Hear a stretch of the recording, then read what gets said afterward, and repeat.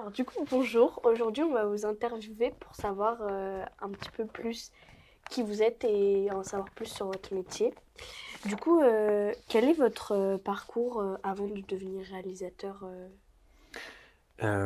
Bonjour, du coup, alors mon parcours, hmm, après le lycée, j'ai fait une école préparatoire aux Beaux-Arts de Beaune. Ensuite, j'ai fait une année aux Beaux-Arts de Dijon, qui s'appelle l'ENSAD, spécialisé en design. J'ai pas fini ce cursus parce que ça me plaisait pas, et à la place, je suis allé dans une école à Épinal qui s'appelle les Halles et qui est spécialisée dans l'image narrative, et dans la BD, dans le figuratif, l'édition, voilà. et l'envie de court-métrage, elle est plutôt récente ou... En fait, pas tant que ça. Mon envie de court-métrage, elle est arrivée au cours de mes études, quand j'ai gagné un concours de vidéo mapping. Voilà, c'est principalement ce que je fais, des courts-métrages pour des vidéos mapping. Et en fait, avant ça, j'avais pas. J'aimais beaucoup le dessin d'animation, mais j'avais pas l'intention d'en faire particulièrement mon métier.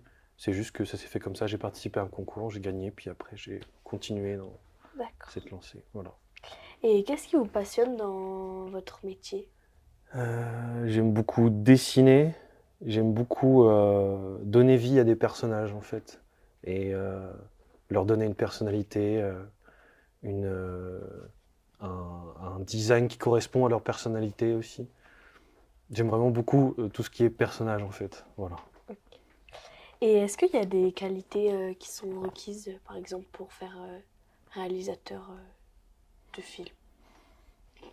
Des qualités requises, je pense que je pense que ça peut être à la portée de tout le monde honnêtement. C'est juste qu'il y a des connaissances à acquérir, des trucs techniques, mais il suffit d'apprendre au fur et à mesure. Et puis je pense pas qu'il y ait des gens qui aient des qualités précises et que ce soit accessible qu'à ces personnes-là. Je sais pas si c'est vraiment la question, mais voilà. Et y a-t-il des difficultés particulières dans... pour créer des courts-métrages ou dans votre métier? C'est avant tout la difficulté, c'est avant tout le temps. C'est extrêmement long de faire du dessin d'animation. Ça dépend des techniques, mais globalement, c'est toujours très très long. Euh, et c'est à la fois comment frustrant et hyper génial. Tu t'appuies sur play et tu vois ton personnage qui bouge et c'est trop bien. Sauf que tu as fait 3 secondes et tu y as passé la journée à animer. Voilà. Ok.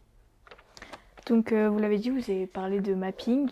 Est-ce que vous avez d'autres styles Est-ce que vous utilisez d'autres styles pour faire des films D'autres...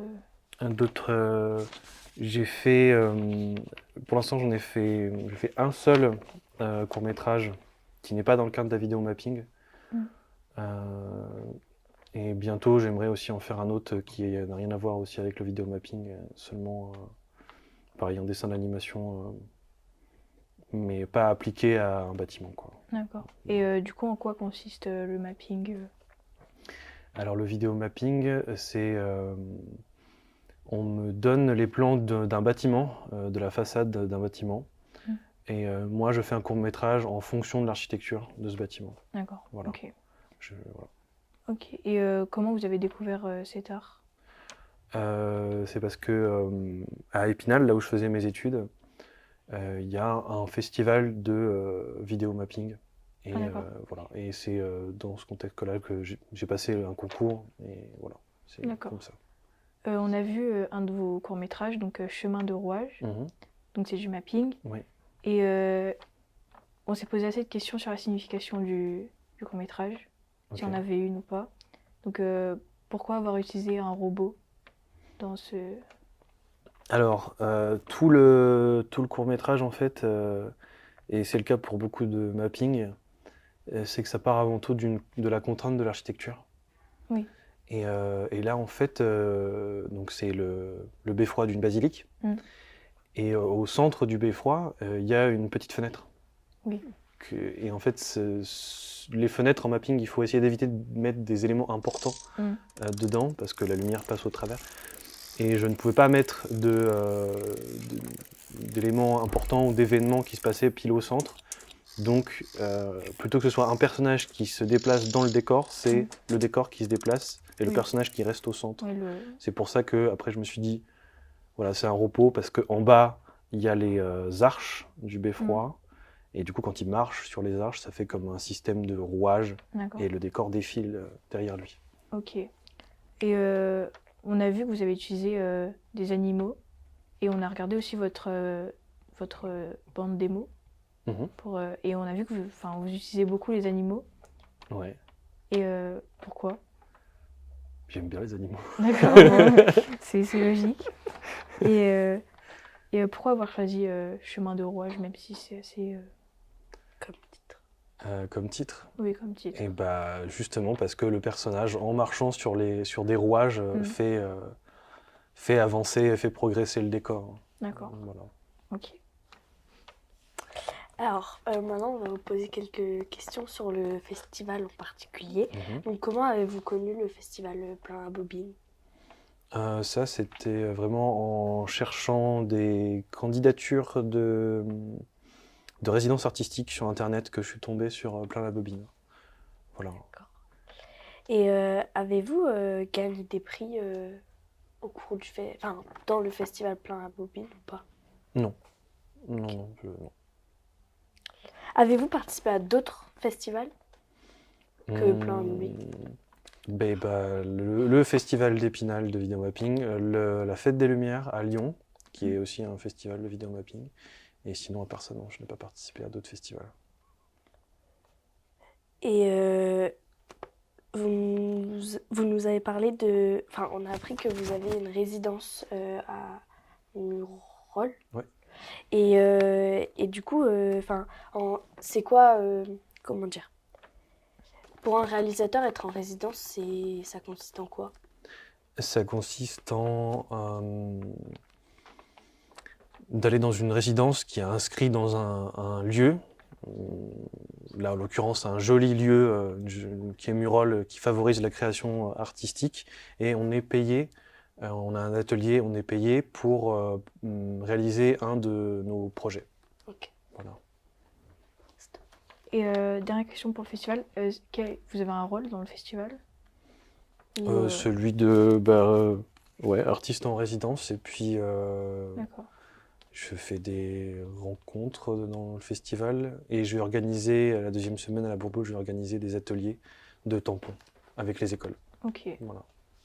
Donc pour vos projets, est-ce que vous avez un projet, un projet plutôt grand que vous prévoyez de faire?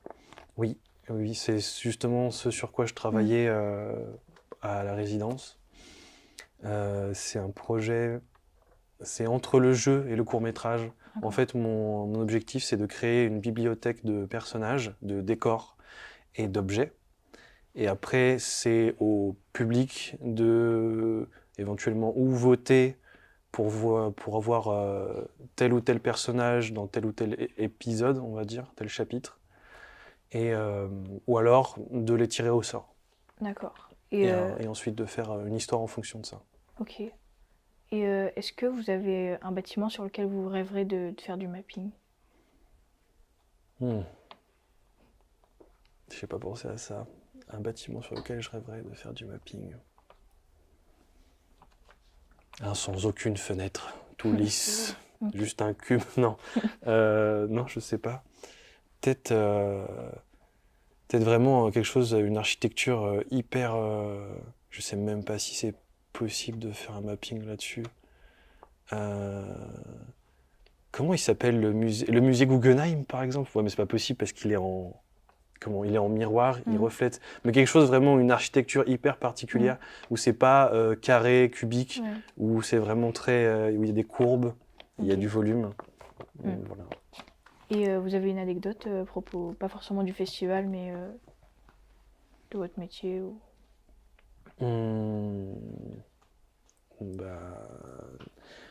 Je vais vous donner l'anecdote que j'ai donnée hier, du coup. Et en fait, ouais, pendant la résidence, du coup, j'ai travaillé avec plusieurs écoles à Murol et Chambon. Et c'était très chouette. Et les enfants étaient vraiment super. Et en fait,